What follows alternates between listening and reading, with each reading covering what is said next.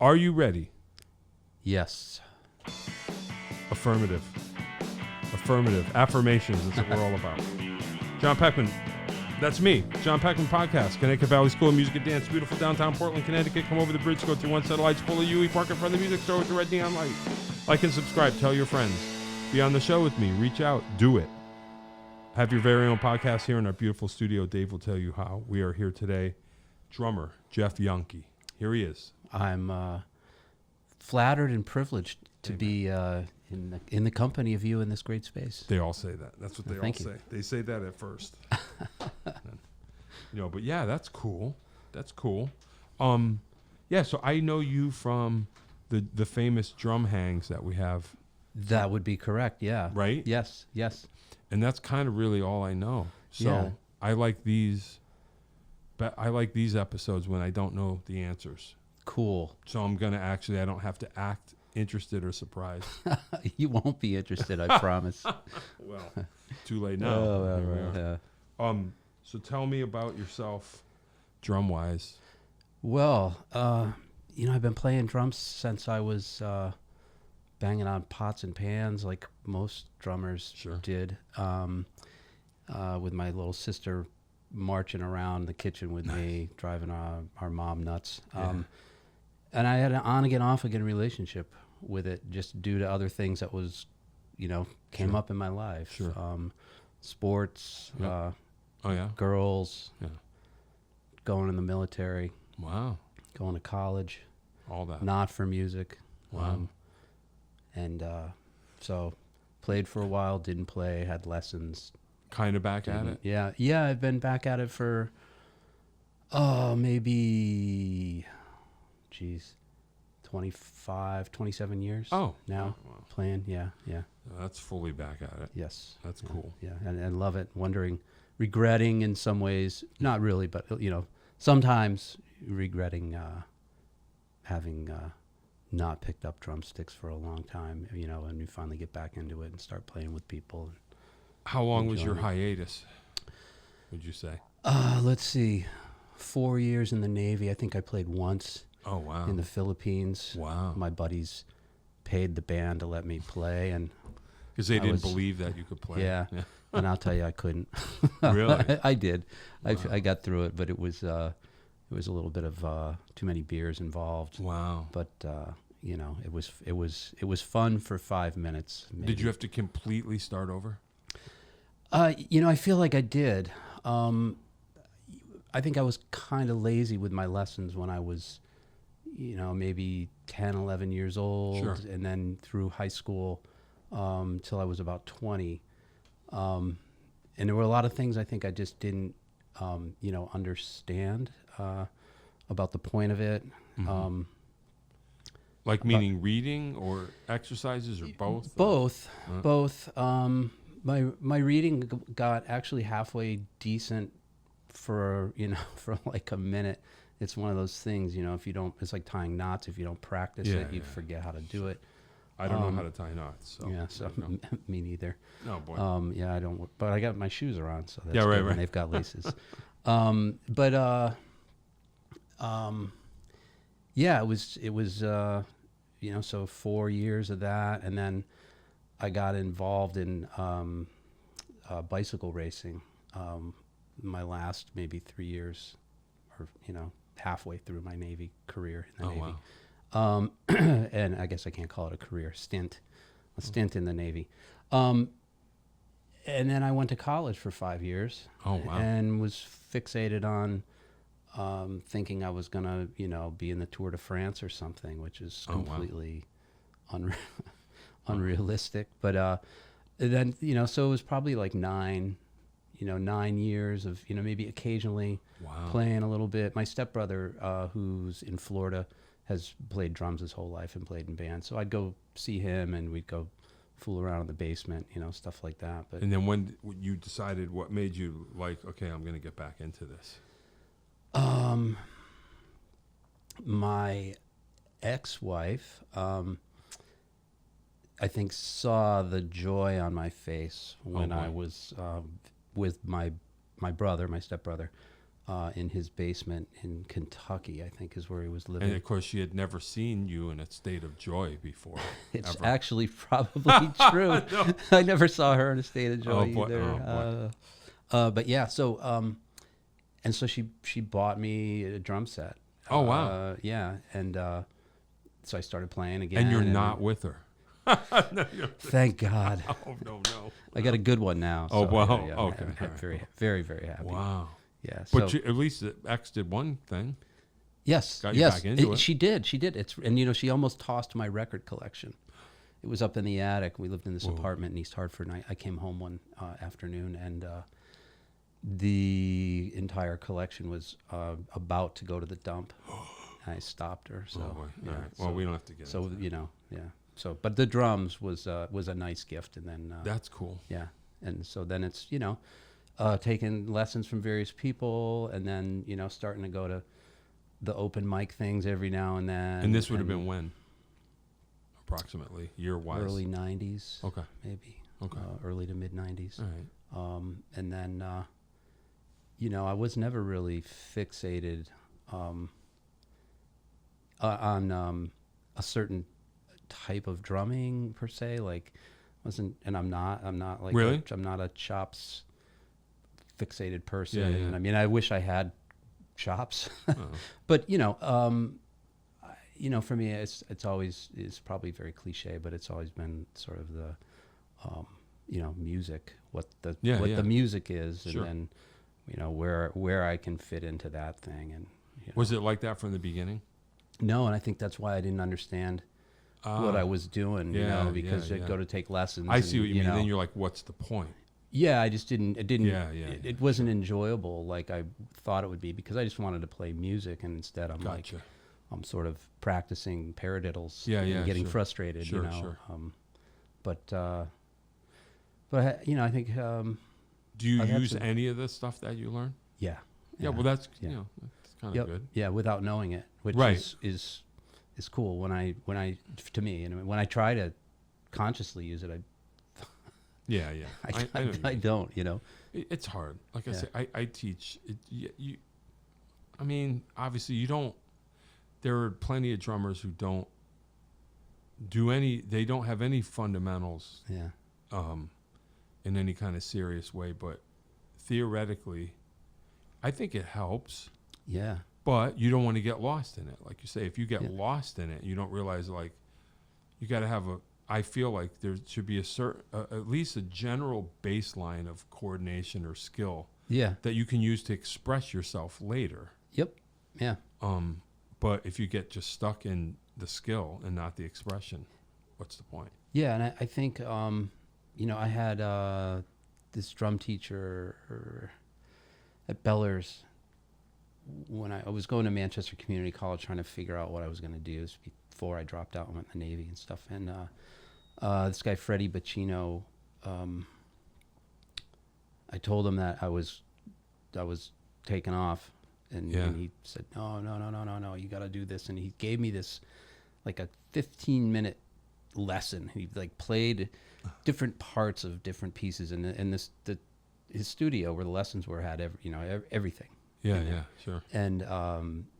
And so he said, no, but you could do this. And he's basically playing all these different things. He's playing a bit of the timpani. I think I remember he even hit the triangle. Yeah, right. And I just was like, and I think he was trying to convince me that I should try to get my proverbial shit together and try to go to music school. And I see.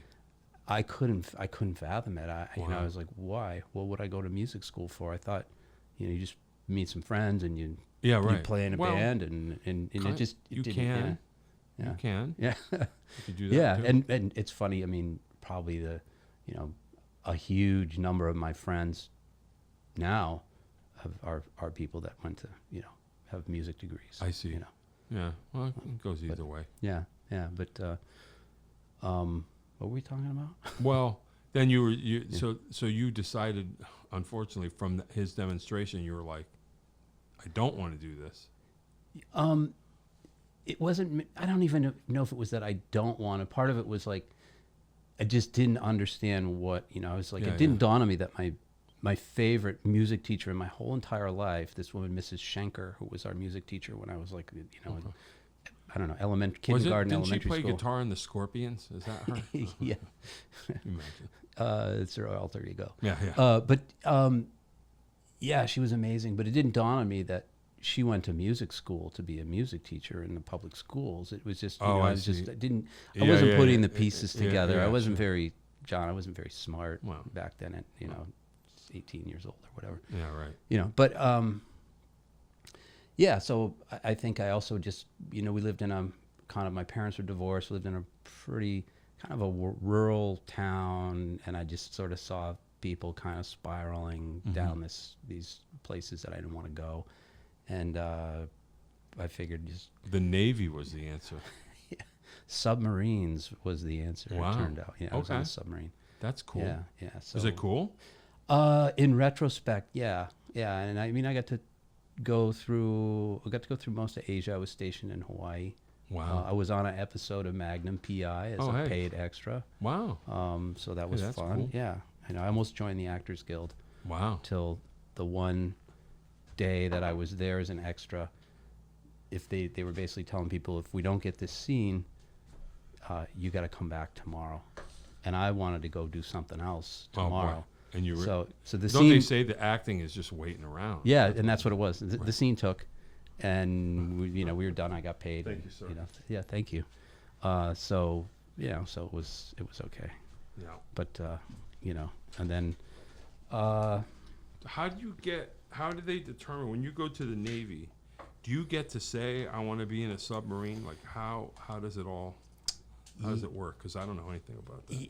Yeah, you volunteer. Oh, really? For it. Yeah, and what it was is I had two buddies that I grew up with, oddly enough, that both went in the Navy, and they were on submarines. And when I was, basically at the breaking point, saying I'm really lost, I don't know what I'm going to do, one of them said, "Come with me," because at one point I was like, I thought I was a tough guy, I was going to be in the SEALs or something, Oh yeah. And he said, no, you can't do that. They actually really do kill people. Oh. So oh boy. Yeah, so I did that. But it or was directly. good. I mean, you can kill people from a submarine. That's true. But yeah. It's at a distance. Yes. Right, Yeah. But I was on an attack submarine, so I felt like the mission was more pure than just floating, waiting to launch missiles. We were right. Wow. Do an attack. You can't call it hand-to-hand combat, I guess, but you know what I mean. Wow. Yeah. But yeah. That's wild. So then that was I got out of that and went to school for architecture. Oh wow. And then didn't do that for like 6 years. Wow. Did something else, and but started right around the time I was getting out of architecture school. I started playing again, just little taking lessons, trying to figure it out. Trying to figure it out, and feel like I had the opportunity to have some later on, as I was feeling like I was kind of finding a place, playing drums and being musical with other musicians and bands. I was lucky to connect with some other people that came through my house, where I live in Hartford. I've been living there for since 2005, and oh, wow. So like Floyd Kellogg right. was a great there's a connection. person, and we kind of partnered up on a studio project. Oh, that's cool. And if I had a gig coming up and I was struggling learning some piece of a song, your name would actually come up because really? You've been one of my favorite drummers, for years. And wow. And Floyd would say, "Well, how do you think John Peckman would play it?" No, Floyd says that? I swear. Oh. He did. Yeah, Floyd. True, right? If you'd hear this. Yeah. Yep. Wow. And then Tommy Deal lived at my house for a while. Yeah. Great drummer. So just, and a number of other people. Sean Rubin. So when he said just what would John Peckman do, did it work? Yeah. Oh, really? Yeah. Oh. Yeah. Yeah, okay. to some degree. So but you owe me something. Yes, I do. And probably Floyd, too, wow. for that matter. Yeah. Man, I should start collecting. Yeah. He's probably said that to other people. Really? Probably. And they're like, who the hell's John Peckman? You know who I am? That's who I am. Oh, Everybody, that guy. you must not know who I am. Yes, I am. Not knowing who that is, except that I do. Right. Wow. Hey, that's cool. I'm glad people feel that way, I guess. Sure. What would John Peckman do?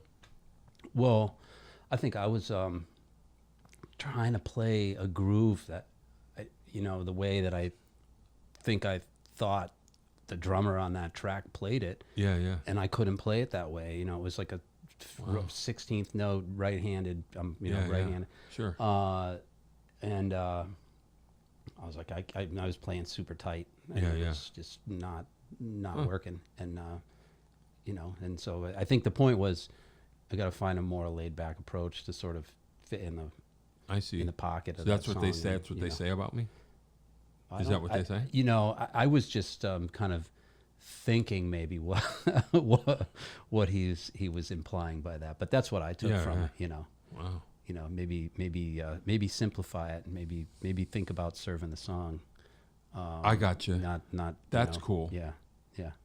Wow. That's amazing. I didn't realize he had that much of an opinion. Well, did you play? That's cool. You've played on gigs with him, right? Yeah. But not a whole lot. Yeah. But I mean, Floyd, he's a monster. Oh, he's great. He's over the years we've become, he's like my non-related kid brother. Oh, that's cool. Yeah. So, yeah. And he's, but again, to go back to that, I've just been, I think, really lucky to live in the neighborhood I live in, which has very near the Hart. A lot of people from the Hart School live in that neighborhood or have lived. I mean, Ed Fast, I don't know if you know Ed. Ed was my neighbor. Fantastic jazz percussionist, musician, mostly Latin jazz. But, wow. He'd come over with his, wheel over his vibraphone and let us borrow it for recording. And then I'd be walking by and he'd say, hey, come on over here. And I'd come over and he'd try to show me something on the timbales and, stuff like that. And, that's cool. And then just other people that have been in and out of the house that are just great musicians and are, have always been really open to being encouraging and to sharing, and then the whole John McElhoney drummer hang drum community thing, where I think probably was the first time I ever said, actually said hi to you or something. I'd seen you play probably 25 times or something over the years at various things, but yeah. Wow. Yeah, that's cool. Yeah, no, I mean the Johnny Mac thing, that's a cool hang. We get some work done there, which is cool. Yeah. It's I feel you feel good. I do anyway to be included, be invited, and why not? And it's a great group of people that I have a lot of admiration for, and and it's fun. Yeah, definitely. You told me a funny story about your wife's bird. About what? Your wife's bird. Oh, which one? When it flew out the door? Oh. Yeah. Yeah, I didn't even remember who I tell that story to. Yeah. Yeah, I tell that story all the time. Oh my goodness, I just moved in. Well, I've been living with my wife for a while, but she had a bird. She had a cockatiel, which is like, not a cockatoo like you're thinking of. Right, like Tony Beretta. Yeah, not like that. But she had that bird when I met her. So that was her bird. That was her bird. Bird hated me, which is fine. And we just started living together. And we lived on Center Street in Wallingford. And Paula was like, well, you know what you should do? And these are the days when she's at work all day and I'm just home doing nothing, waiting for the gig at night or whatever. She's like, well, you should start letting her out, like open her cage and let her come out and kind of hang out with you a little bit. She'll come to you. She'll, just be careful, whatever. Okay. So I would try that a few times, wake up, open her cage, and then it's back in the days, like go to the front door and get the paper, I think, maybe, or something. And I opened her cage and went over and opened the front door to get the paper and bent down, and she decided that day to come over to me. And I ducked, and she went right over me. And I stood up, and I'm like, that looks like... And I'm like, oh, no. The bird, Topi, her name was, she out in the world. like she flew right out into the world. It had not a flyer. Yeah. Had, her wings are half clipped. And she's out there. I'm like, and I immediately at that moment, I pictured all my shit on the curb. Right. I'm like, right, I have to find somewhere to live now because this bird's going to die. And I didn't even have pants on. Yeah, so were you, right? Grabbed pants, ran out. It was snowing. And I ran up the street and I saw her. She was over across the street trying to land in a tree. And I'm like, oh no. But I got her back. I got under the tree and she either recognized my voice and kind of crash landed at my feet. I just picked her up and was like, okay, and went back home and put her back in the cage and was like, I can't believe that just happened. And it happened. Did you, how long before you told your wife? I called. No. Actually, I think my stock went up because this is one of the, I don't know, maybe you had a moment like this you could talk about, but I had been with my wife long enough, but you have that moment where you just go, you have to, you can't, like, because I already pictured it. I was like, I'm not going to say a thing. Yeah. The bird's going to die of pneumonia. Mm-hmm. And the vet's going to go, wow, that was weird. And I'm going to know that it's my fault because I let the bird outside and I never told her. And I said, you have to own up. You have to be honest and tell her the truth right now. I called her at work and said, Topi flew out the front door. Never going to believe it. And, but I said I got her back. And I, my wife says, she goes, that's when I knew you were for real. Because I could have lied, I could have just covered it, but I thought, if you lie, you're going to pay for this somehow. Yeah, and that's a good. You know what I mean? That's a good story to tell, though, too. Well, it's got I took a ending. chance. Yeah. I guess the only saving grace was she told me to open the cage. So you know what I mean? It wasn't like, I was kind of trying to do. I just wasn't thinking. It's like one of those scenarios. You don't think. Yeah. You make one wrong decision and you just go, oh man, I wasn't picturing that happening. Yeah. It's like you cannot. And then so the lesson is you learn. You do, like I have a rabbit now, he runs around. You do not open that front door unless you have your eyeballs on that creature. And when you do, the door goes boom, boom. You don't leave the door open. But I just wasn't thinking. I just left the door open. Oh, it's a nice day. Oh, look at that pretty bird that was just behind me a second ago. So Yeah, I just told the story again, but that's what happened. I like that story. And then the bird died later, like a year or two later, for no reason whatsoever. Still don't know. Had nothing to do with that though. She recovered from her snowy escape flight. But anyway, Maybe she died happy having gotten out in the snow. that bird was for a never minute. happy. The bird didn't live happy, didn't die happy. It was never happy. But that's okay. It's okay. So my Janet, my wife, now we'll be 2 years married this September. But that's cool. Yeah. I'm lucky. I'm really lucky. And we came back. Did she buy you drums? She did not. Mm-hmm. She hasn't even bought me drumsticks or a cymbal. Are you sure? But about she this? says there's too many drums in the house. There are probably, no kidding, there's probably 1, 2, 3, 4, 5. There's at least 5 kits plus numerous Really? other instruments. Oh, okay. Yeah, lots You might have a of point stuff. there. So she doesn't want to buy me any drums. Okay. I don't, frankly, I don't blame her. Yeah. I think it's. You're good for now. I could declutter actually. But yeah, so we went down to Florida and came back from a trip and had arrived after a long drive. This was 3 summers ago. We weren't married yet. And we're unloading the bags from the car. And I go out she's standing in the yard. I guess no, I walked out to the car to see if there's anything else there. And she comes up behind me, puts her hands on my shoulders, and she goes, "You're going to kill me." Oh, no. And I said, "What?" I thought something horrible happened. And she said, "Jojo, we have 2 cats now. But at the time, we just had Jojo." Yeah. And she's like, and they're indoor cats. And she said, "Jojo got out." I said, "Oh no." And she said, Last week before we went on the trip. Yeah, Can you imagine? Yeah. She said, but I got him. I picked him up and brought him back in the house. And I said, "Okay, all right, that's great." Yeah, right. Yeah. But same thing. She told me right away. Yeah. What happened? So it's a good quality. I think so. Yeah, Well, so- you just you kind of gotta own it in a way. But yeah, far out, JoJo. So so you kind of start getting back into it. What were your main projects? Your main things? You sent me a bunch of stuff. Oh yeah. So I mostly, and I don't know. I don't know. I don't know if it's considered. I don't know if it's lazy or what it is. I really like being involved with original projects. Why is that lazy? I think it's harder to to really become masterful at doing other people's material and doing it right. Yeah, maybe. And getting the vibe right and playing the parts right and all that. And I've had a few gigs doing that, and it's great. And I used to, would always dig in.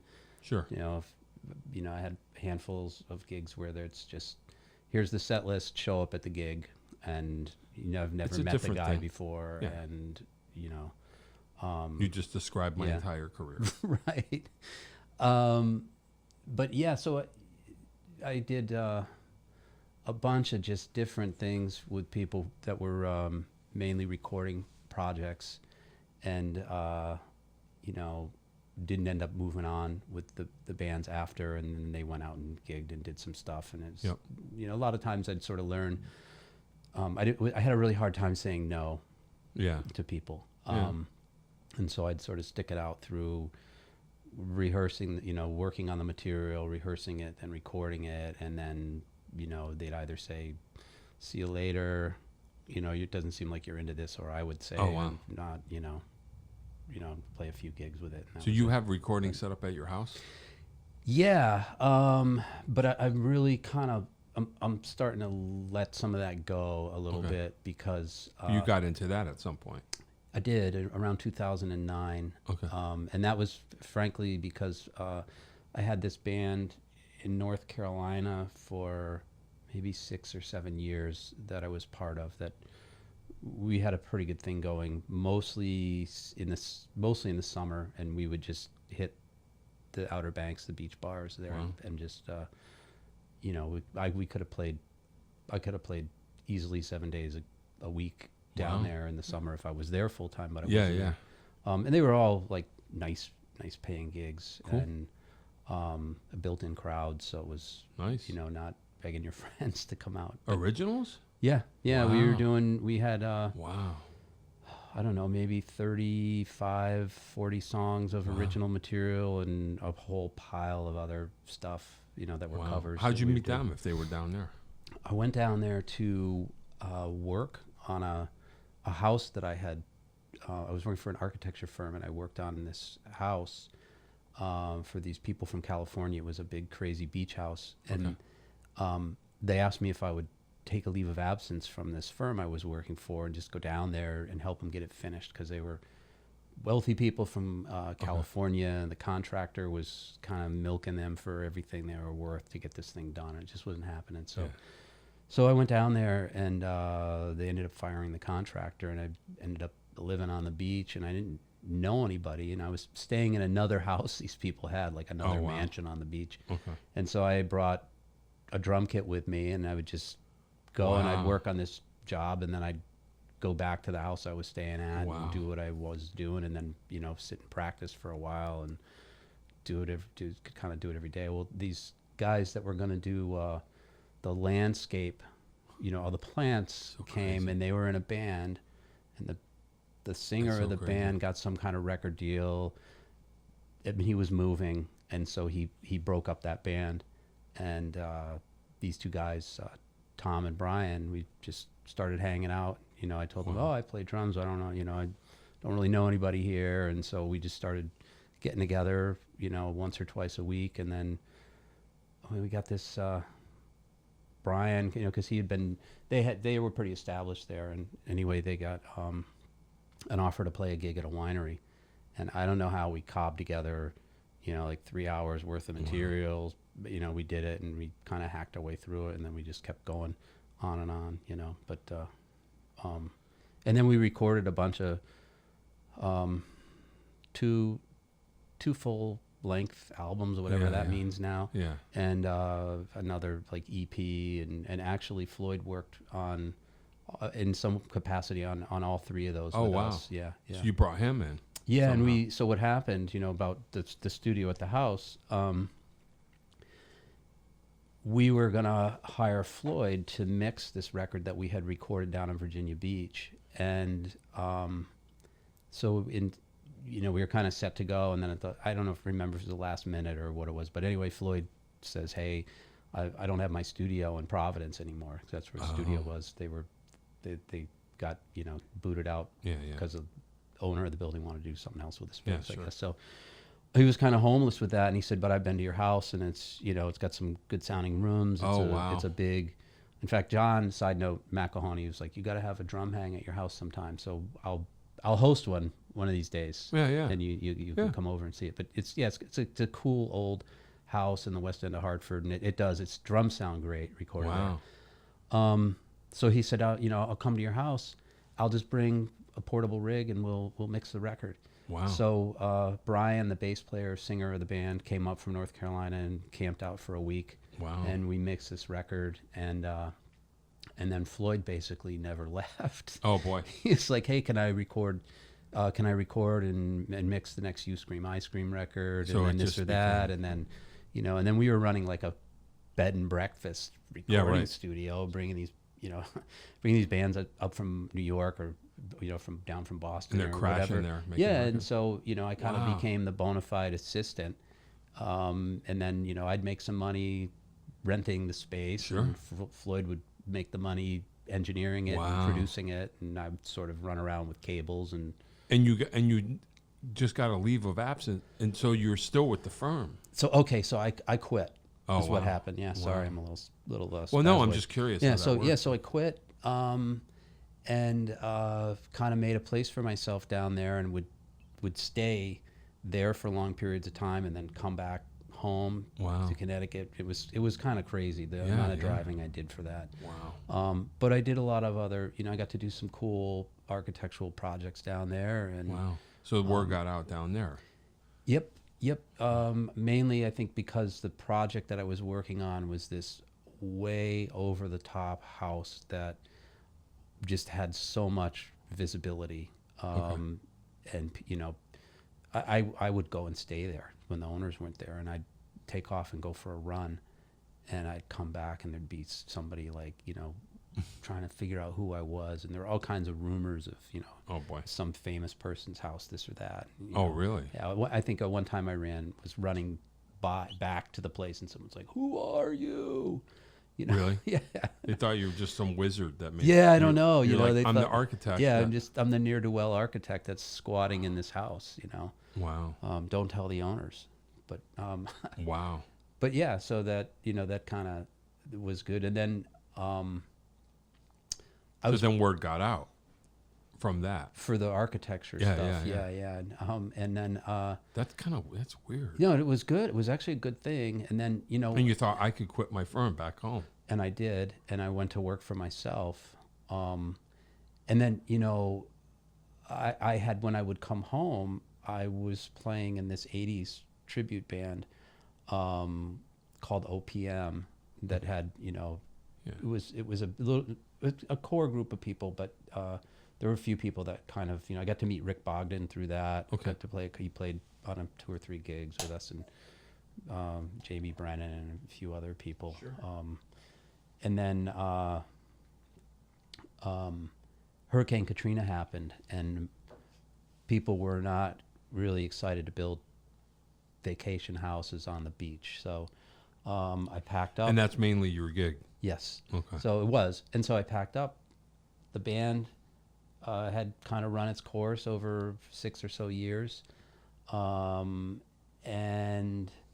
so I just kind of pulled up my tent stakes down there and stuck it out in Hartford. Wow. And, I was fortunate enough to, I have a lot of respect as a result of this to, so many of my friends that really, they make their living playing music. And, I had... If you can call it a living. But no kidding. I had like 3 months that I was basically making my living by hustling gigs, and, like some for beer and food, some for $50, some for a few hundred. Yeah, welcome and to that. I was like, holy shit, man, how do you guys make a living doing this? We have wives that have jobs. That's how. Yeah. I'm like, geez, man, it's, and I feel really, I feel fortunate that I got to experience that, and because I would love to, be able to really to make a good living playing music, and I. Yeah, I never really quite figured that out, but I don't know what good is. Yeah. My good is not what anyone else's good is, but whatever. I mean, everybody's story is different. Yeah. Yeah. But it's, and I feel like I'm in a really just a great place right now. So we've, kind of, I got in over my head sometimes on recording stuff, because, you look over somebody's shoulder and it's like, okay, I understand how to open a session in Pro Tools. Okay, I can arm a track. I know how to mic drums. Yeah, and I know how to delete the entire project. Knock on wood, I haven't done that one yet. But, I did, I started learning Pro Tools because there was a production, I guess I'd call it. It happens in Hartford once a year called Nightfall. And this woman, Ann Coverly, makes these beautiful, gigantic, crazy, weird puppets. Oh, wow. And it's this musical thing. It happens once a year, outdoors in the fall, in a different park in Hartford. Oh, wow. And it's always a theme. It's supposed to be about this, sort of transitioning from the fall into the winter, right? Sure. And there's always music for it, but a lot of the music at the time, I had gotten involved to help them with a couple of pieces where they just needed like a backing track for somebody to sing over. Yeah.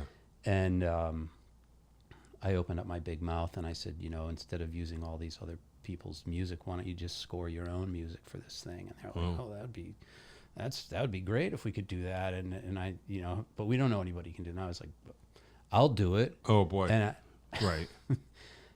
Here you are. Yeah, here I am. I'm like, okay, I'm going to buy an iMac because I knew I was going to get paid a little money for it. So I'll buy an iMac. I'll get the Pro Tools. Now, see, that is what we do as musicians. You say yes. Yeah. And then you figure it out. Yeah. You know what I mean? Yep. And so I was in a band, I still am in a different band with David Schumann. Oh, okay. And, he... Shout out. Maybe he'll come on. He'll hear this. He's great. Yeah. Yeah. He, I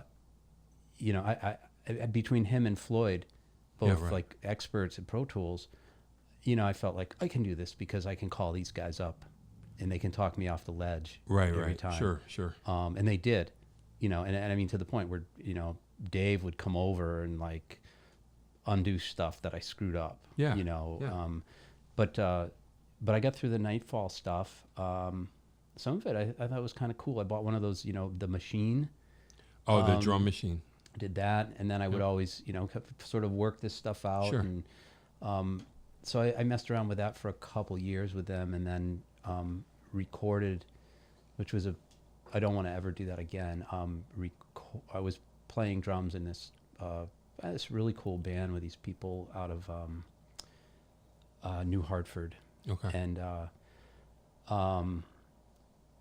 they were, they said, I said, we'll just record it at my house because I still had, I have some mics, but most of the gear was Floyd's and, there's some decent stuff. And so, but I had started to acquire some of my own, my own interface and some other things because Floyd pulled some of his gear out to bring it back out to, out to Nantucket. And, and didn't have enough mic inputs, and we're tracking everything live, and then just doing overdubs after. Oh boy! And what a realize you got to go. So then I got a friend to come over and run the session, so I could play drums, and Randy could play guitar, and Carolina could play bass, and then have the scratch track, and then I got bagged with mixing it, and and that was the worst, was having to mix my own drums, and especially I did not a good job with the mic placement in a couple of places, and stuff was bleeding, and then it was just so now we did this Earl Champagne stuff. I think I sent you the Gentleman's Gentleman. We tracked, I think maybe one of those songs we tracked at my house.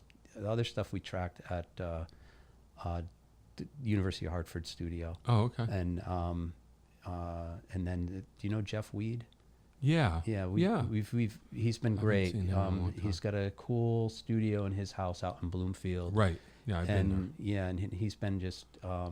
Tell him I said hey too. I will. Yeah, I haven't. I will. Yeah. I used to do. I'm trying to remember what I used to do with him.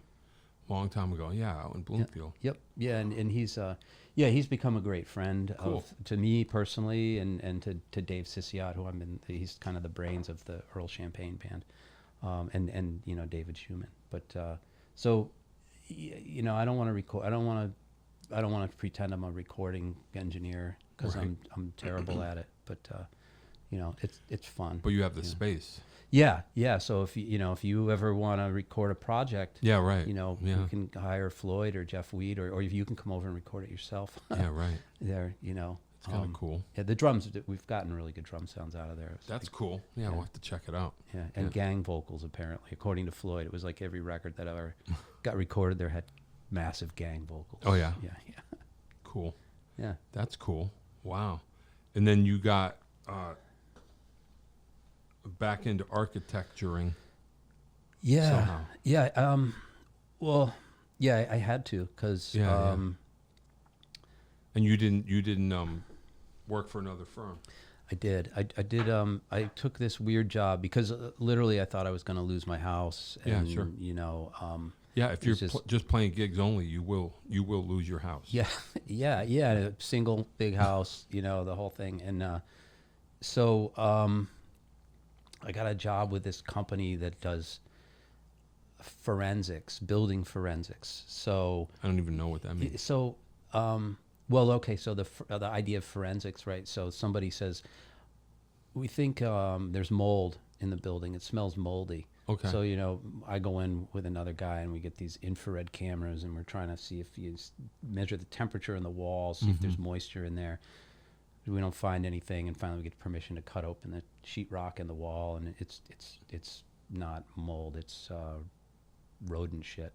Oh wow. Yeah, that kind of right. stuff. So you but can then find anything that's. Yeah, but then other stuff like, I was involved in building a couple pieces of things, but I'm not really like science isn't my thing. Yeah. But they had these chambers that would be like a 5 foot by 5 foot chamber that was kind of like a pyramid with a flat top on it, made out of stainless steel, and they'd bring that up and set it on a roof, on a flat rubber roof, and then put a vacuum on it and try to suck the roof off of it. With this calibrated stuff. It was actually kind of fun because I got to be outside. I love being outside, but it was like I'm not a building scientist per se. I like the art of designing stuff. You're gonna get back in who knows? Well, no. So I did that for 2 years, and I was like, I just want to make another little pun or joke. You said you like to be outdoors, and I'd say if you continue to play gigs, you will find yourself living outdoors. Yeah. Anyway, sorry. Yeah, I mean, under a bridge. Yeah. Down by the river in a van. Yeah. I should get a van. Yeah. And I did that for 2 years and got out of there, and then I went to work with some other guys in an architecture firm for just about 3. I hated it, and they ultimately fired me, which was like this huge burden. This weight was off my shoulders because I just remember thinking it was going one way, and I wasn't really happy with the whole vibe of the place and how I fit in and the whole thing. But I think in coming into this sort of space of accepting it all, and I thought I was like good, and then you're like no. Yeah, they're like, no, see ya. Wow. And I just remember it was a Friday, and I was thinking, I was in shock, yeah, but I was like, I'm not coming back here ever again. Wow. This is great. And so then that was in 2017. Wow. And the end of 2017. And so I just, whatever, you stick your shingle out, and I got to do some cool things. I got to do the stage in Elizabeth Park. Oh, cool. Which I was really excited about. I'm doing David Schumann's recording studio that he's building out in so freelance Avon. Architecture, that's your thing. Yeah. I got some people working for me, and Do you feel like you should have done that a long time ago, or it wouldn't have made sense? It happens the way it's supposed to happen. It's the path, right? Yeah, it's the path, and I mean, it's better. Yeah, I mean, I'm making money. and that's okay. Wow, you know? what's that like? I always wondered. I don't know why. You know, oh man. Yeah, whatever. You Yeah, don't no, have to answer that question. I had to go to an attorney today to get a copy of a will for myself because I thought I'm 62. I think I'm healthy. Sure. Yeah, we but all think we are. you know, I don't have a lot of money in the bank, and I have a lot of assets. But I was like, I should have a will, you know, Yeah, like yeah. just in case, you know. And it didn't Yeah. cost a lot of money. You know, I don't have kids. So you're but adulting all of a sudden. Exactly, exactly. Yeah. You know, but those are the things you do, and I don't know. Yeah.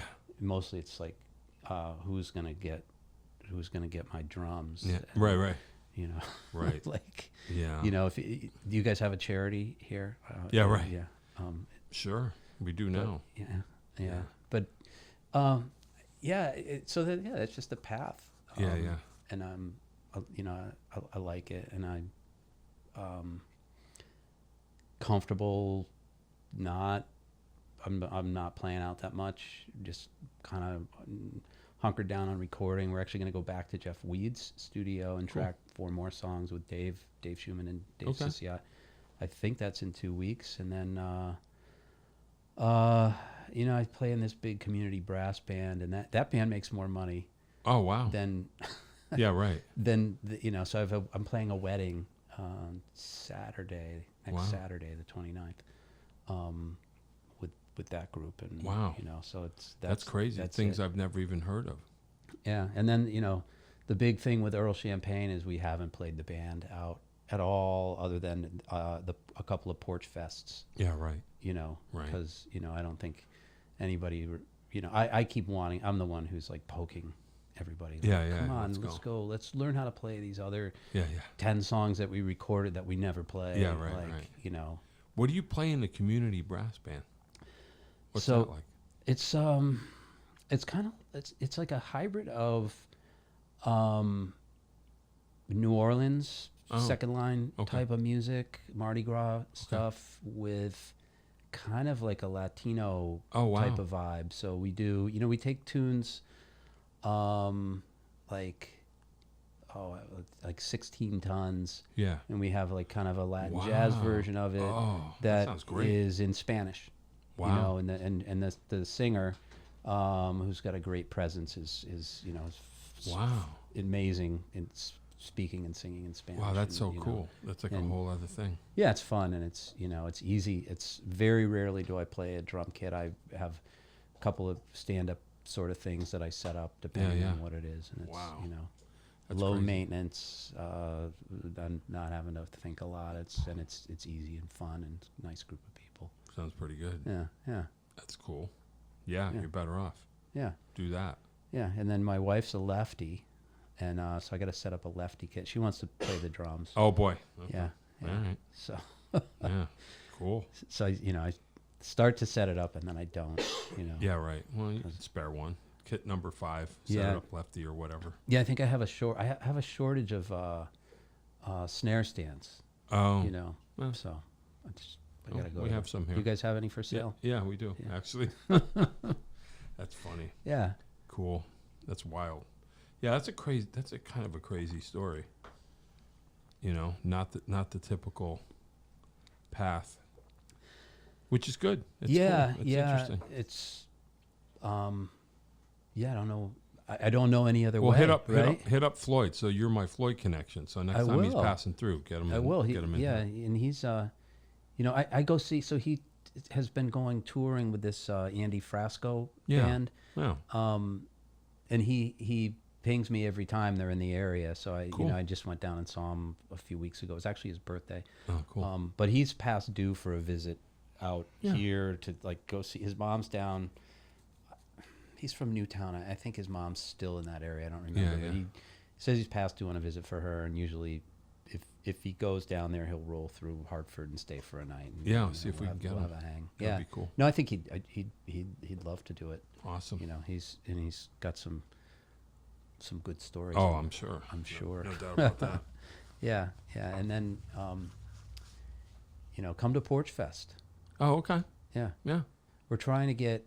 I haven't officially asked them yet, although I mentioned it to one of the players in the band. But so the Earl Champagne thing did some shtick, rather than learn a bunch of cover songs or play some songs from our old bands.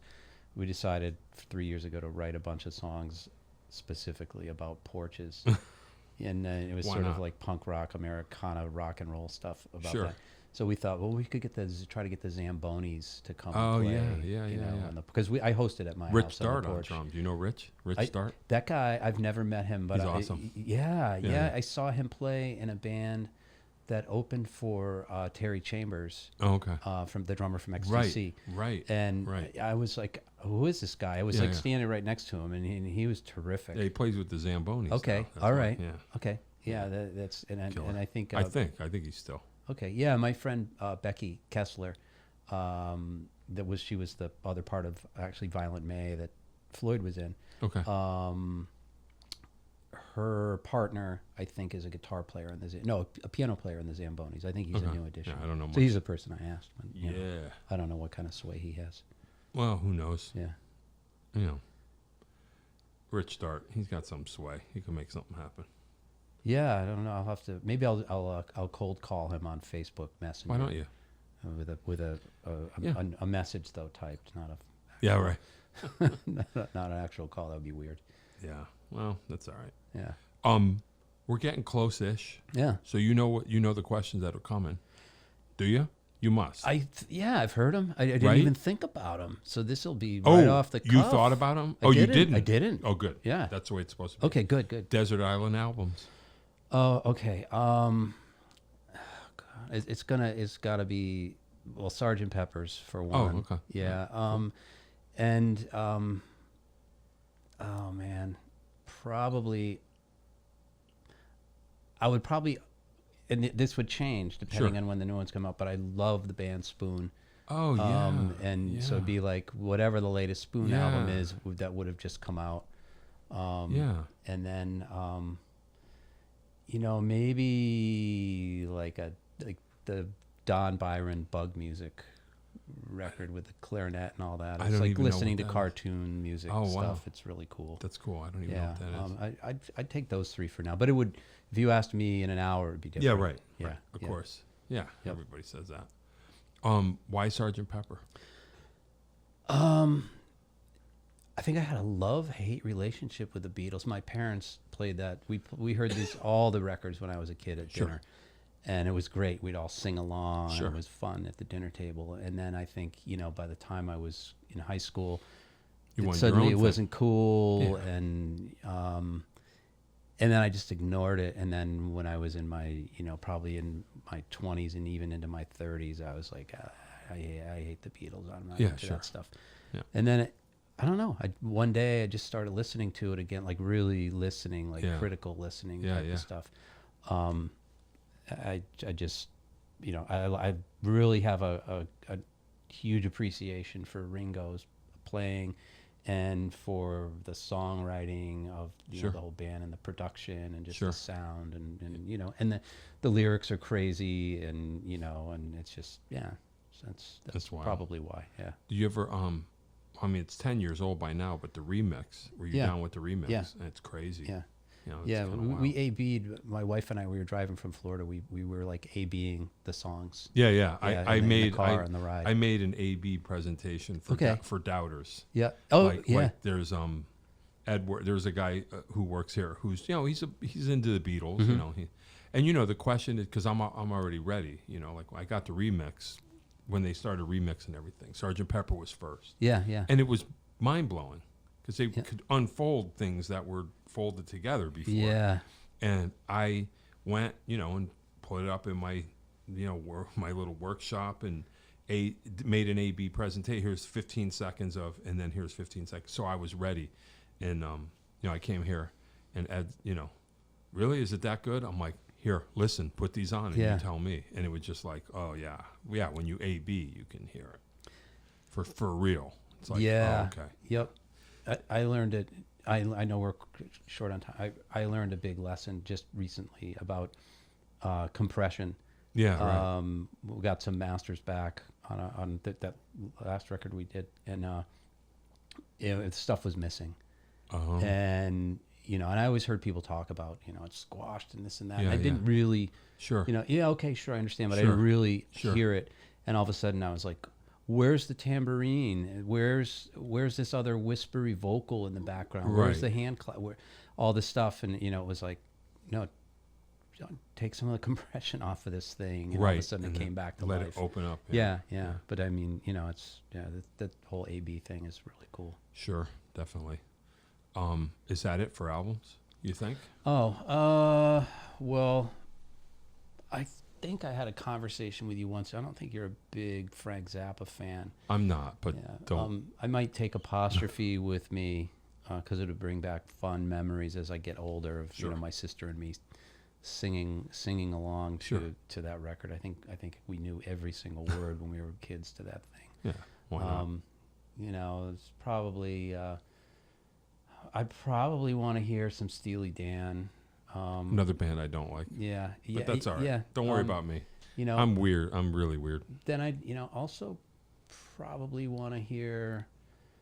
I have to go through my the sort of the whole Instagram Yeah. save things because Sure. I find all this music and Yeah, there's yeah. just so much quirky stuff. Yeah. A new actually I'll tell you someone that I would like to take on that is the Viagra Boys. I don't even know what that is. They're crazy.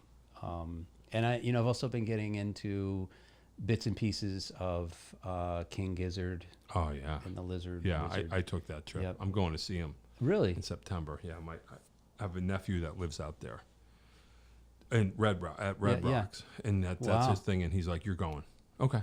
Because he turned me on to him. Yeah. And I started kind of, and I went top to bottom. Really? Okay. It takes a Yeah. while, but I just was like, let me see if I could figure this out. And, that's a thing. I didn't figure it out, but with King Giz, it's like, what kind of music do you like? And you'll find it.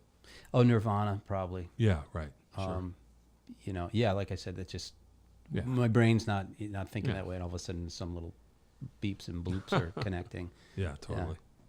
Cool. But yeah, that'd be some of them. Desert island food, Oh man. if such things are important, which I don't know. Yeah. Junk food, and Sure. I'm not a junk food eater really, but maybe a Shady Glen cheeseburger Oh, yeah. and Sure. with everything, with the ketchup, Yeah, Manchester mustard, represent. Yeah. relish, and onion, and the crispy cheese, and the crinkle cut fries. Sure. Yeah. And then How wrong can you go? yeah, I'd be okay with that. Yeah. And Yeah, that makes sense. I don't know, a beer. Yeah, I haven't some had a wine. Shady Glen in a while. Yeah, it's been a few years for me too, but It's a good one. I'm probably due for that. Yep. Can you think of a concert that you've seen that totally changed your whole thing? Did either blew your mind or cause you to reevaluate your direction or whatever? Well, I can tell you one show that I went to probably in like the early 90s that made me feel like it just was the worst thing in my ever. Oh, It was I went with I think it was my ex-wife and a good buddy of mine who was really into the band, and I didn't know much about him. It was a Blues Traveler. oh, sure. And it was at some place in New Haven, and it was just all this low frequency shit vibrating the whole space. And we're sitting, I guess it's the mezzanine, right under the edge of the balcony. And I'm watching, there's so many people in there jumping up and down, and I'm watching this balcony like deflect. And so it just, And your architect's your brain. You're like, yeah, and also just my really scared brain of like not wanting to be in a crowded, like a super crowded space. So my wife and I got the hell out of there, and we just sat and decompressed on the front steps of whatever. I forget what theater it was in New Haven. It was, I'm pretty sure. yeah, back then. Yeah, and then I saw a Wendy O and the Plasmatics Wow. show. That's kind of wild. Yeah, and I was under the influence of a controlled substance. Sure. I would hope so. and that actually was amazing. I mean, she had all these little television screens Yeah. with like staticky stuff happening, and then there were I think just fake flowers, maybe real flowers, I don't know, in like clay pots, and she's picking them up by the things and like smashing them and just, and I just remember watching that, you know, saying, oh, this is not, I mean, it was not what I was expecting. Yeah. And it was just. When like, was that? It had to have been maybe in 80. Oh, wow. 81. Okay. So back in the day. Yeah. Like for yeah, real. Yep. Wow. Yeah. And that was at the, That's crazy. was it the Agora Ballroom? Yeah, sure. Maybe? Yeah. In West Haven. Yeah. Hartford. Yep. Sorry. Yep. Yeah. That was cool. And then, you know, That's wild. Spoon is like one of my favorite bands, Sure. and any chance I get to see them, I do. And I think Britt Daniels is like really underrated performer. Cool. And you know, seeing them live for the first time, which was only like maybe 3 or 4 years ago, Wow. was Okay. like, you know, I went with a friend of mine. We drove up to Portland, Maine, and saw him at the I think the Capitol Theater there. Yeah. And you know, we I said, we got to stay at the front. I'm not moving. Yeah, you know, yeah. I'll get a couple of beers. Yeah, and I'm yeah. just gonna You're hang gonna here check the whole thing out. through the opening act, and you know, that was like incredibly gratifying. And you know, one of my favorite you know, drummers that I really appreciate is the drummer from that band. Cool. And you know, it's just very, there's just simple, straight, but it's so like on point. Yeah. That you just feel like, you know, I keep watching and listening, like waiting for him. Jimino was his name, waiting for him to like make a mistake. You Yeah, know? right. And he doesn't, you know, and it's Nothing wrong with inspiring. It really, you know, that stuff is inspiring. It's always you know? inspiring. To not make a mistake is inspiring. Yeah. Yeah, I can imagine that. Well, hey, we got to fly. We went over a little bit. Oh no. Yeah, I it's all talk right. too much. No, so what? That's what No. my wife says all the time. Whatever. Yeah. You know, don't worry about her. Yeah. Yeah, that was cool. Well, thank you. Yeah, of course. Yeah. No, it was a pleasure being You're here. in. Now Yeah. here it is. Yeah. You know, why not? Thank you. All right, you got it. No problem. Jeffrey Jahnke. I don't know what to say, what to look out for, because you're not playing Porch Fest. Tell us about that real quick. Yeah, okay. So it's the West End Porch Fest in Hartford. I think it's September 15th. Okay. 91 Warrenton Avenue. And then you can always look up Earl Champagne. Okay. That's actually named after my grandfather. His name was Earl Champagne. Far out. I think it's on the Spotify stuff and or YouTube. Okay. More of that, you know, we're just putting out stuff. Yep. And maybe we'll book a couple gigs if there's anything that we feel like we want to do. We'll look for him. But yeah, Look for him. All right, cool. thank you. You made Again. it. Jeffrey Jahnke was here, right? You were here. I You still are. I still am. You I still am. Yes. But you won't be, not after this. Oh no. All right. This is the exit music.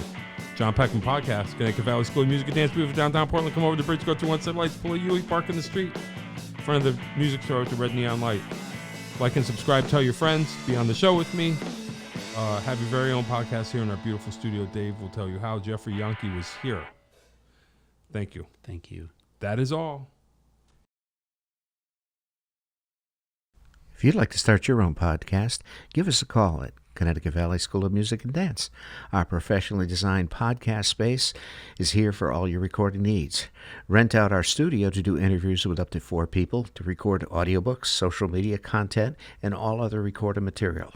Our rentals include a private studio along with our professional-grade podcasting equipment, and we can customize your output to whatever your needs are. We also have green screen capabilities, which will expand to video capability if you so wish. So check us out here at convalley.net/podcast.